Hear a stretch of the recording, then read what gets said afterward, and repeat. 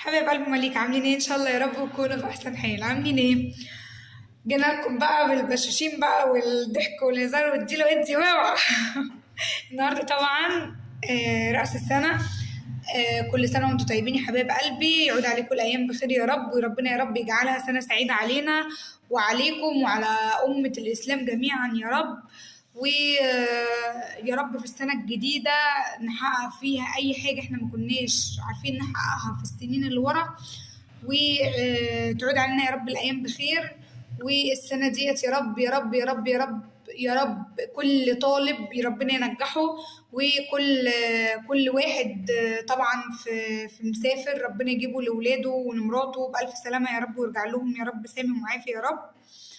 وطبعا كل اللي نفسه في حاجة حلوة كده ربنا يديها له يا رب، واللي نفسه يتجوز بنت الحلال كده يا رب تكون عسولة كده ربنا يديها له. وطبعا اللي نفسها تجيب نونو يا رب اديها نونو يا رب، أحسن نونو في الدنيا، وربنا يا رب يرزقها بتوأم ويرزقني معاكم يا رب.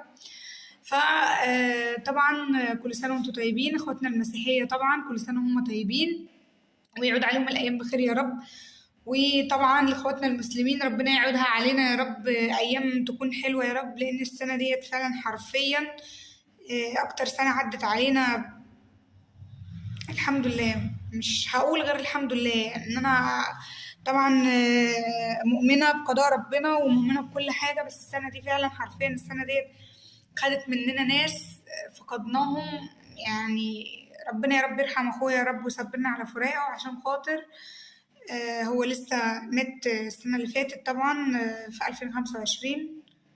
فبالنسبة لي السنة دي كانت بعلن كرهي الشديد ليها أصلا، بس ما أقدرش إن أنا أقول كده لأن طبعا الأيام كلها أيام ربنا وما أقدرش أقول كده. بس الحمد لله والله، ومش أكتر، بس هو يعني زعل بس مش أكتر على البني آدم،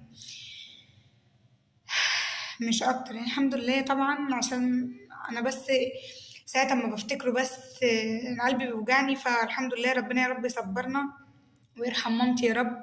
هي ماتت طبعا في 2027 2017. ربنا يا رب بس يجيب 2027 علينا دي تبقى سنة الله أعلم احنا هنكون موجودين فيها ولا لأ أصلا، لأن أنا من ضمنهم واحدة كنت هموت أصلا اليومين اللي فاتوا دول من حوالي شهرين، لأن كنت في المستشفى وحوارات كده زي ما انتوا عارفين.